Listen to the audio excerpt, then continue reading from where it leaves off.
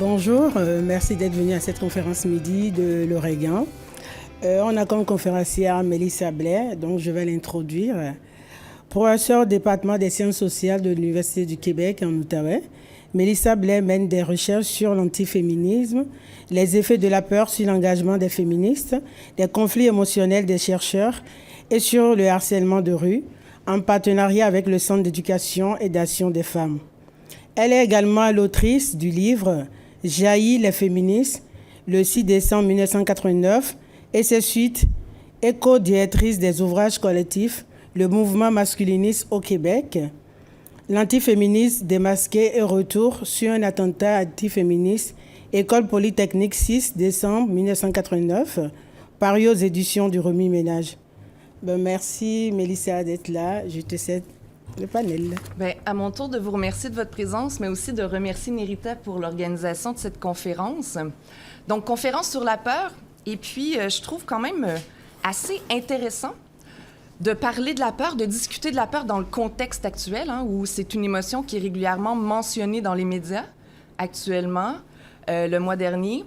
Mentionnée lorsqu'on parle, par exemple, de la peur ressentie par les habitantes du centre-ville d'Ottawa face au convoi contre les mesures sanitaires, mais aussi lorsque cette même nébuleuse conspirationniste, ou du moins contre les mesures sanitaires, récupère la peur pour convaincre la population d'adhérer à leur cause en disant qu'ils veulent contrer la peur. Ils veulent justement, en fait, vaincre la peur.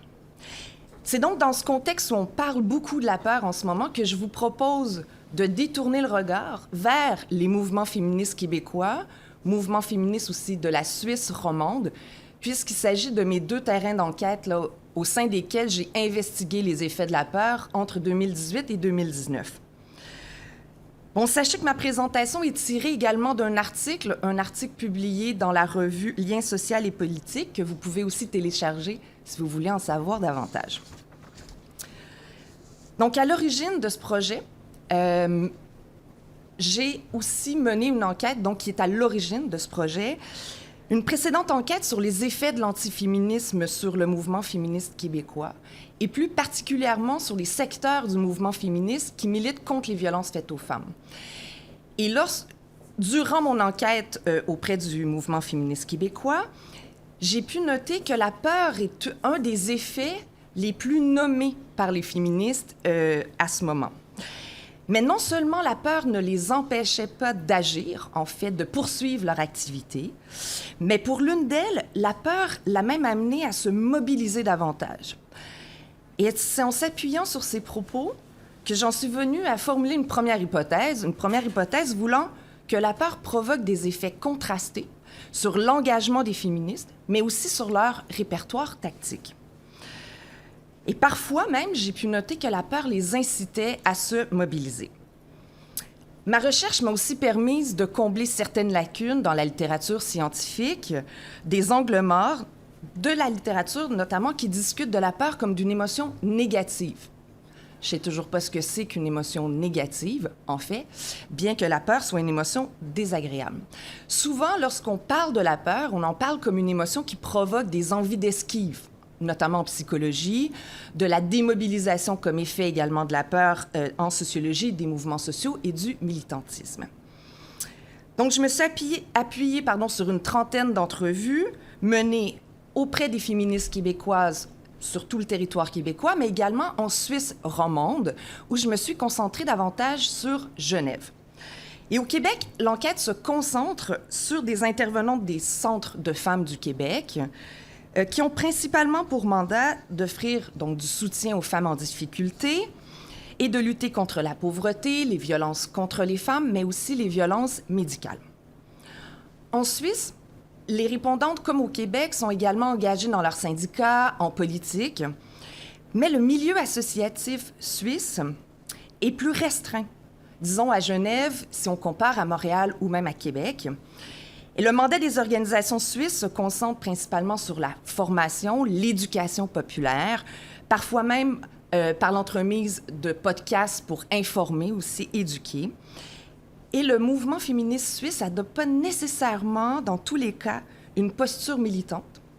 et pratiquent beaucoup moins l'action directe comparativement au mouvement féministe québécois. Je pense ici, par exemple, au déroulement de bannières ou à l'occupation de bureaux de ministres parmi les actions directes notées pour le féminisme québécois. Donc, en partant du postulat que la peur est certes désagréable à ressentir, mais qu'il ne s'agit pas d'une émotion négative, ma perspective théorique se situe au croisement des approches actionnistes des émotions, de la sociologie des mouvements sociaux et de la sociologie féministe. Et par approche actionniste, j'entends une lecture des émotions, et là je vais citer ici Bernard, comme partie intégrante du raisonnement des actrices, donc une imbrication entre cognition et ressenti des émotions. Donc, combinée à la sociologie féministe, cette dernière me permet de rompre avec l'opposition raison et émotion pour mieux appréhender tout le travail de cognition qui se produit lorsque les féministes ont peur. Alors, au niveau de la méthode de traitement de données, c'est une méthode largement inductive qui répond aux critères de l'approche phénoménologique qui privilégie en fait l'écoute des témoignages. Et là, je vais citer Paillé et Muccelli. Écoute des témoignages pour ce qu'ils ont à nous apprendre avant que nous soyons tentés de les faire parler.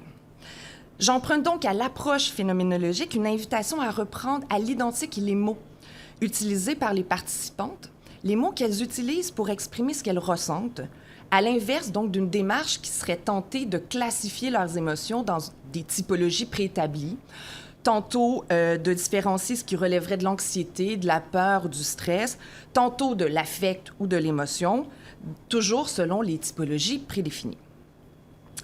J'ai donc identifié un répertoire de la peur qui tient compte du degré d'intensité de cette émotion, en incluant des mots tels que crainte, anxiété, petite peur, stress, inquiétude, méfiance.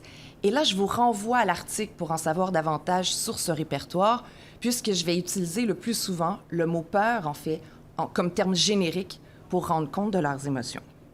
Évidemment, je vais préciser les degrés d'intensité et la durée des émotions, puisque c'est important pour l'enquête. Justement, une enquête qui révèle l'importance de tenir compte du temps des émotions. Du temps, donc, qui peut être de plus courte durée, notamment durant une manifestation, ou de plus longue durée, comme chez les féministes qui craignent un second attentat terroriste, un second attentat comme celui de la tuerie de l'école polytechnique. Et donc, pour tenir compte de cette dimension temporelle, j'ai identifié ce que j'ai appelé des séquences émotionnelles, à l'intérieur desquelles la peur s'articule à d'autres émotions pour former un ensemble de constellations émotionnelles. Et ça, c'est un concept que j'emprunte à Van Trutz et ses collègues. Donc, si vous voulez bien, on peut regarder maintenant les différentes séquences émotionnelles, toujours en fonction des causes de la peur, et justement pour discuter aussi des effets de ces séquences émotionnelles sur l'engagement des féministes et leur répertoire tactique. Alors, premièrement, les féministes disent avoir peur de la violence policière en contexte de manifestation. Et ça, indépendamment de leur positionnement dans les rapports sociaux de classe, de race et de sexualité. Cela dit, le rapport à la police est différent. Il est moins conflictuel en Suisse romande qu'au Québec, notamment parce que les Genevoises se plient à l'obligation de fournir leur trajet aux policiers lors d'une manifestation. Et les policiers sont en général moins répressifs qu'au Québec. Mais il en va autrement pour les féministes québécoises qui, par exemple, organisent des contingents féministes dans des manifestations à haut risque de répression policière, notamment durant la grève étudiante de 2012. Cela dit, la joie, la fierté, la sororité, la confiance ou, je cite, l'émerveillement de voir qu'il y en a qui croient assez au changement social pour participer à des manifestations, interviennent généralement avant la peur de la brutalité policière, selon plusieurs féministes québécoises et une minorité de féministes suissesses. Autrement dit, la séquence émotionnelle liée à la violence de la brutalité policière, la peur de la violence de la brutalité policière, débute généralement avec des émotions agréables. Parfois, peur et joie sont ressenties au même moment. Et pour illustrer, j'ai repris, en fait, la citation d'une féministe qui parle de la combinaison peur-plaisir en utilisant l'image de l'alpiniste. Elle dit « Dans l'alpinisme, tu as peur, mais tu as les outils pour grimper, te protéger. Le plaisir d'aller en haut de la montagne est plus fort, dit-elle. » En plus du plaisir de manifester, la solidarité ou la confiance ressentie à l'endroit d'autres manifestantes lors justement des moments où elles sont exposées à des risques de violence policière, va également stimuler le désir des féministes de participer à ces manifestations. Le désir de manifester est également plus grand chez celles qui ont de l'expérience. Pourquoi? Parce que ce capital militant, en fait, leur permet d'anticiper le travail émotionnel et de diminuer l'intensité de la peur. Autrement dit, et je cite, « Puisqu'on sait que c'est une aventure risquée, parce que je veux dire, c'est pas notre première manif, on n'est pas niaiseuse. » Grâce à cette connaissance des risques, une répondante ajoute parvenir à transformer la peur en prudence. Et donc, dans un contexte de manifestation, ressentir de la responsabilité, se sentir responsable d'autrui, agit comme un facteur qui peut augmenter l'intensité de la peur ainsi que sa fréquence. Avoir d'autres femmes sous sa responsabilité exige un travail émotionnel qui vise évidemment à se montrer forte et souvent qui vise aussi à ne pas montrer, laisser paraître en fait la peur qu'elles ressentent. Et donc, en somme, l'évaluation de la gravité du danger, tout comme le dialogue que les femmes entretiennent avec la peur, dans les cas où elles sont responsables d'autrui, agissent comme des facteurs qui viennent influencer de manière très contrastée l'intensité de la peur, ainsi que la volonté aussi qu'elles ont de participer ou non à des manifestations. Enfin, la colère, qui suit de très près la peur de la violence policière, persiste parfois dans le temps. Comme chez cette militante suissesse qui, en raison d'une longue expérience de manifestation contre les sommets socio-économiques, une militante de 80 ans, donc une longue expérience de manifestation réprimée lors de sommets socio-économiques, dis-je donc, elle parle dans son cas, elle, d'une colère noire qui perdure dans le temps. Et lorsque la rationalité affective, la cognition et l'émotion viennent en travaillant ensemble, donc la rationalité affective de naissance à la colère, l'effet de stimulation de l'engagement peut s'exprimer très clairement. Et là, je vais la citer. Elle dit « Je ne veux pas être intimidée, j'estime que j'ai le droit. La société ne me convient pas, j'ai le droit de l'exprimer dans l'espace public et on n'a pas à me l'empêcher. » En résumé, la majorité des effets recensés concernent essentiellement des tactiques de protection qu'elles mettent en place, surtout chez les féministes québécoises, pour augmenter le sentiment de sécurité. Et ceci inclut également des recommandations destinées aux autres participantes lorsqu'elles sont responsables d'autrui, notamment recommandations voulant qu'elles restent groupées ou qu'elles se munissent de téléphone. Autrement dit, la séquence émotionnelle qui est liée à la violence policière, donc séquence qui débute avec joie, plaisir, peur et colère, ne produit pas d'effet délétère, en fait, sur la participation des féministes à diverses manifestations, si ce n'est que certaines vont choisir de ne pas se joindre à des manifestations à risque plus élevé de brutalité policière. Et la violence policière m'amène à vous parler d'une seconde cause de la peur, cette fois, la peur des violences commises par des hommes cisgenres. Cette cause de la violence masculine des hommes cisgenres, en fait, produit deux séquences émotionnelles deux séquences qui occasionnent les mêmes types d'effets. Donc, la première séquence débute avec la colère. Elle renvoie aux agressions que les féministes subissent comme femmes, et ce, indépendamment de leur positionnement dans les rapports sociaux de race, de classe ou de sexualité. Elles ressentent donc une colère de l'injustice, comme cette féministe qui a reçu des insultes par courriel lors d'un événement public qu'elle organisait.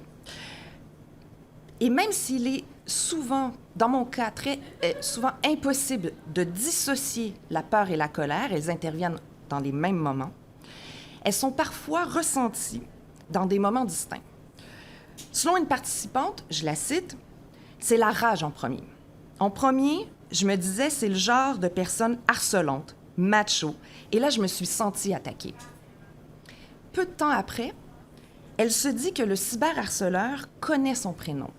Et là, voyez, à partir de ce moment, je la cite,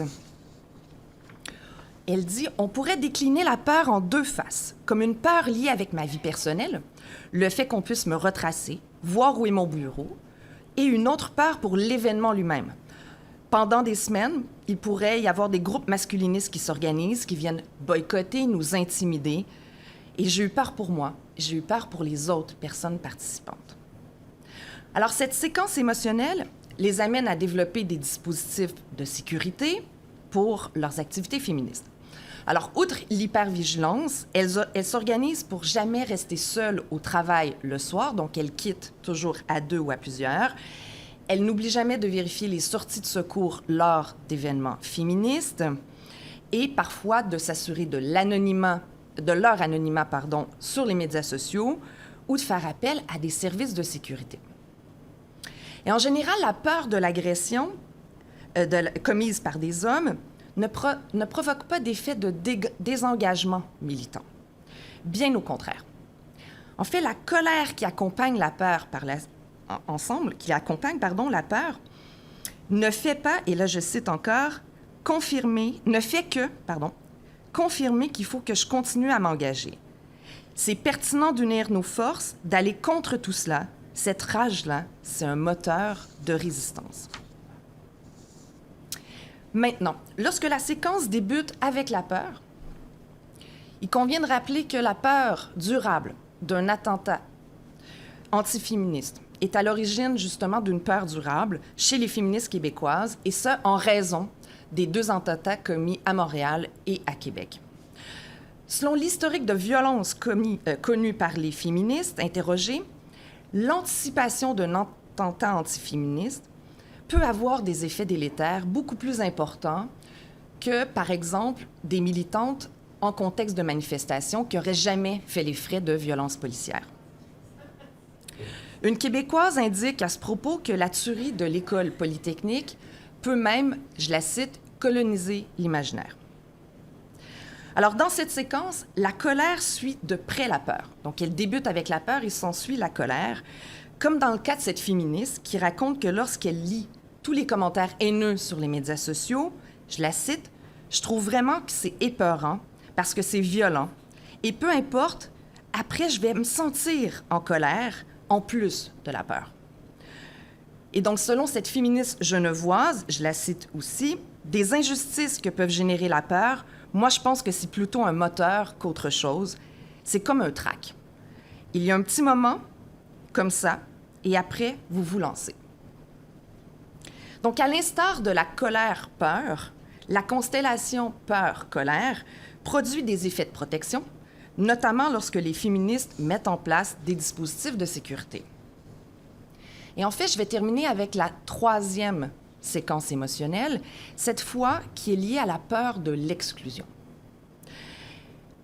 Cette peur de l'exclusion est liée au clivage interne au mouvement féministe, que ce soit en Suisse romande ou au Québec. Donc, clivage interne que produisent justement les rapports sociaux de classe, de race et de sexualité. Alors, pour le dire avec les mots d'une afroféministe, il s'agit, je la cite, « de la peur que cela puisse générer le fait que mon militantisme soit toujours à moitié, en tant que femme, à la croisée des oppressions. » Alors, largement partagée par les féministes noires et celles d'origine ouvrière, la séquence de ces femmes fait d'abord intervenir la colère. Et chez les féministes des milieux ouvriers, la colère intervient sans conteste au début de la séquence émotionnelle. Et là, j'ai un long récit de mépris de classe à vous partager et selon moi, ça en vaut vraiment la peine. Donc, c'est un récit de mépris qui se produit dans un moment de discussion avec d'autres féministes sur les questions de pauvreté et de gentrification. Elle dit « Si je retourne à moi d'il y a 15 ans, qui vit de la peur et qui va se sacrer, qui va laisser sortir sa colère. Moi qui viens de dire une vérité, mais avec un esti de calice au bout. Et là, je me fais regarder comme, ben voyons donc. Et je leur dis, je les ai pas tes diplômes. Mais c'est pas dur, regarde. Je vais défendre le logement pour les femmes. Je suis contre la gentrification, je suis contre la pauvreté. Je m'ouvre la trappe, mais j'ai pas les bons mots qui sortent du bon dictionnaire. Je suis pas une urbaniste, mais j'ai des yeux. J'ai marché, mon quartier, je le connais. Chaque trottoir, chaque rue. Quand je les entends dire, mais là, c'est quand même pas si grave que ça, esti, ils vont tous dormir dehors, c'est quoi le problème? Et là, je sens un jugement.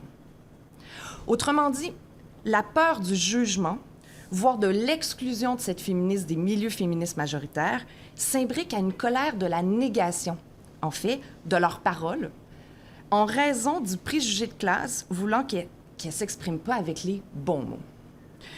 Et parmi les féministes racisées interrogées, certaines confient ressentir une colère face au racisme des féministes blanches majoritaires. Par contre, la colère est une émotion que des féministes noires cherchent parfois à réprimer ou à ne pas verbaliser publiquement de peur d'incarner la caricature de la femme noire en colère. Pour les répondantes racisées, la peur prend généralement toute la place dans la séquence et elles sont habitées d'une peur, je cite, de se distinguer, d'être perçues comme celles qui dérangent la famille féministe.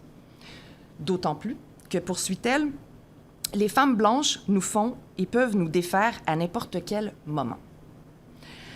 À cela s'ajoute la peur de l'agression raciste à l'extérieur du mouvement féministe, à l'instar d'une des participantes, en fait, qui a été attaquée au couteau par un jeune néo-nazi dans le métro de Montréal. Donc, la rationalité de cette peur peut se traduire sous forme de questions. À savoir, je cite encore, « Si je dénonce le racisme, est-ce que ça va me fermer des portes dans mon combat actuel? Est-ce que je vais perdre la place si durement acquise parmi les autres? » En outre, en imposant volontairement ou pas un entre-soi blanc, hétérosexuel et de classe, disons, plus privilégiée, les féministes majoritaires génèrent une peur de l'exclusion chez celles qui ne partagent pas les privilèges ou qui voudraient même les critiquer. Les femmes racisées interrogées sont certes délégitimées de manière tout à fait différente que les féministes de tradition ouvrière ou les lesbiennes, et ce, en regard de la manière dont elles se positionnent durant les entretiens, mais elles verbalisent les mêmes effets d'autocensure, des effets aussi de désengagement partiel. Et là, à propos de la censure, une féministe lesbienne dit par exemple qu'elle va justement taire son orientation sexuelle lorsqu'elle entend des propos lesbophobes. Et la constellation colère et peur conduit aussi des féministes racisées à procéder à un transfert de loyauté, pour paraphraser Elena Flem. Donc, transfert de loyauté à l'intérieur d'organisations afro-féministes notamment, tout en entretenant un engagement plus distancié avec les féministes du mouvement majoritaire. Mais malgré les effets de cette peur, colère sur l'exclusion, donc les effets de cette peur, colère de l'exclusion sur l'engagement des féministes racisées, l'une d'elles raconte vouloir trouver des stratégies pour trouver ma place.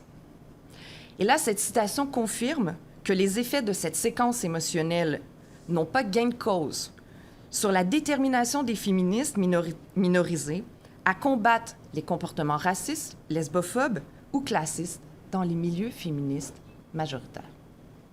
Je vous remercie.